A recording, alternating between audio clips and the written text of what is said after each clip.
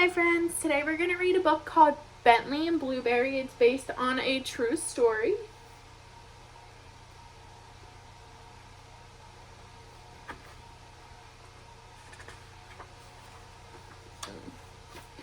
One day when snow was snowing, crusty drifts were slowly growing round a kennel where inside 9 new border collies cried.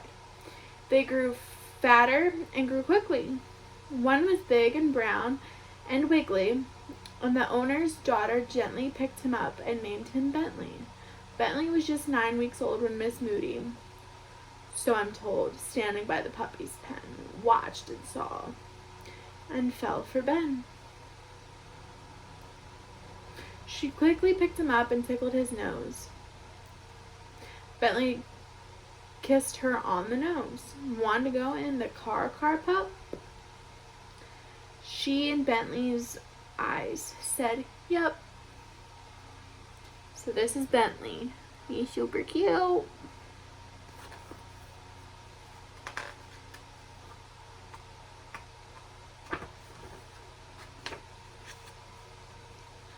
Bentley didn't like the motion, like a boat upon an ocean.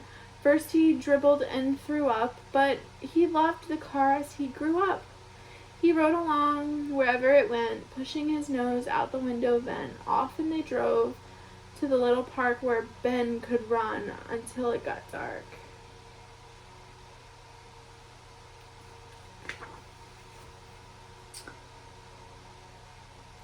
Near the park there was another scrawny border collie mother, trying to keep her litter warm amid a howling winter storm.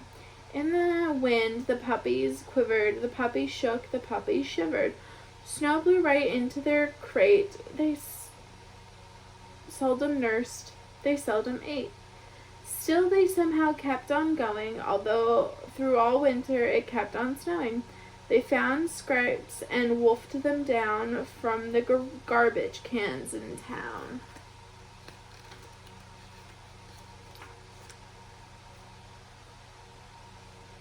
One pup turned a lovely blue shade of gray as up she grew. She had fleas and she was mangy, tall and thin and rough and rangy.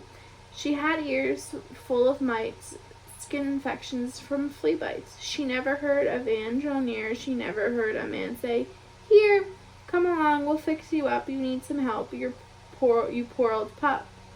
The shelter's got a lovely vet. She'll fix those fleas and mites, I bet."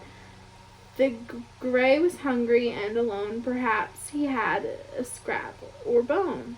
Perhaps the man would take her in. Quietly she went with him.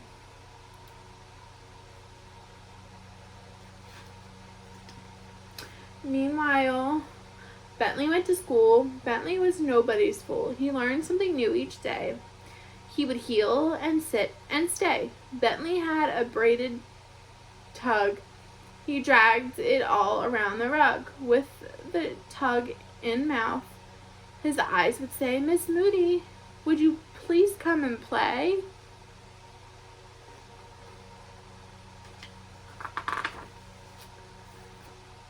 Bentley had a big ball too. He could bat it back at you, bounce it down the stairs, and then fetch and bounce it down again.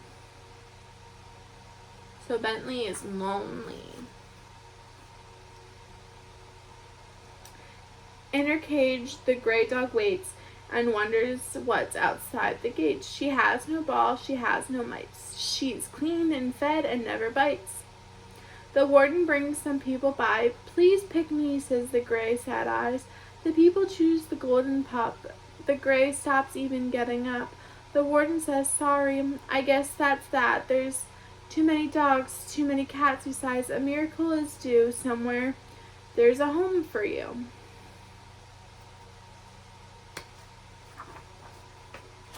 Bentley is waiting impatiently too. Something had happened, something new. Miss Moody had been gone all day. She has a job. There's no one to play. Bentley grows desperate and broody. Bentley, oh Bentley, cries Miss Moody, seeing he's eaten a table leg. I'm sorry, forgive me. His sad eyes beg. This job's important, she says then. I'm important too, Ben thinks. I can't just sit and watch the door. Watching the door is a terrible bore. I know what we'll do. I know what will work, how we'll work this out. Since my dog gets bored alone, I'll get my dog a dog of his own.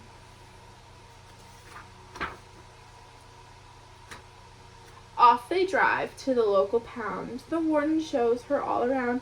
15 million strays a year, she says. Why I had no idea. In her cage, the gray hears sounds. Up her ears go, up she bounds. Might this be her lucky day? Might this voice take her away? She begins a short howl, not a bark, not quite a growl. More kind of a whining plea. Please, it says. Oh, please pick me.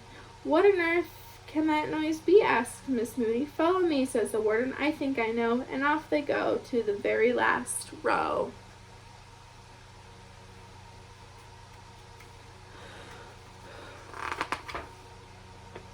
Look, Miss Moody says. My golly, surely that's a border collie. She's so droopy. Is she moping? Says the warden. She's stopped hoping. She was ill when she was found. She's been 10 months in the pound. She spent so much time alone, she gave up on going home. She'll need tags at little cost, so you'll find her if she's lost. She can't have pups. Don't be afraid. All our female dogs are spayed. Let's see how the dogs relate, Miss Moody says, and lifts the gate. For the gray who shifts with joy, someone here for her. Oh boy, outside Bentley wags his rear. He likes this gray. He makes it clear. Well, says Miss Moody, I guess Bentley says the answer is yes.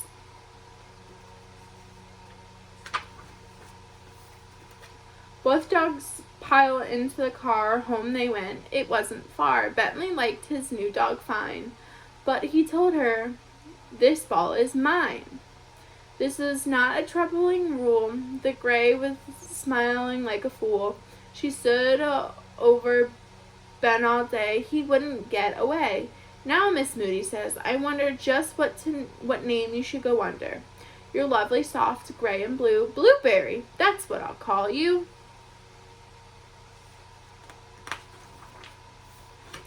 Blueberry smiled. That made a puddle. No, for shame. Oh, what a muddle, said Miss Moody, frowning sadly. Blueberry felt very badly. I was sure you'd be house-trained, my poor Floor. Oh, what a pain. Now Blueberry felt afraid. She began to serenade. She barked hour after hour. She barked with increasing power. No, said Miss Moody said. Don't bark. Blueberry barked until it got dark. So Miss Moody called the shelter. This dog's barking. Should I belt her? No, said the warden. Use love. She'll learn the best with a kind glove. Don't get mad. Don't ever hit 'em. Those who do may just get bitten. You get mad, and so will they. Teacher, give her praise each day. First a can of pennies make. When she barks, give it a shake. The loud noise will rattle her. You won't have to battle her. One day soon, the floor glistened. Good, Miss Moody said. Blue listened. Good, Blue.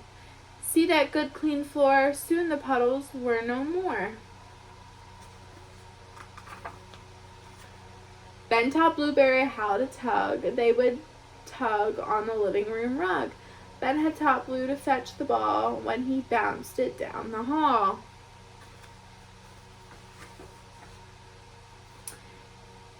If you think you want a pet and don't care what breed you get, go look at the pound selection. Strays will give you such affection.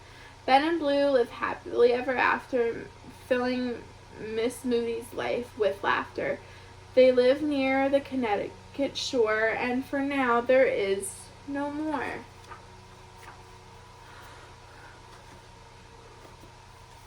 I hope you enjoyed hearing about Blueberry and Bentley. Do you guys have any dogs at home? If so, what are their names? And if you don't have a dog at home, what would you name a dog if you had one? I have 4 dogs at my dad's house. One of them is named Han Solo. That's my dog. And then we have one named Jose, another one named Pixie, and our only girl is named Margarita. I hope you enjoyed watching the video. Have a great day. Bye.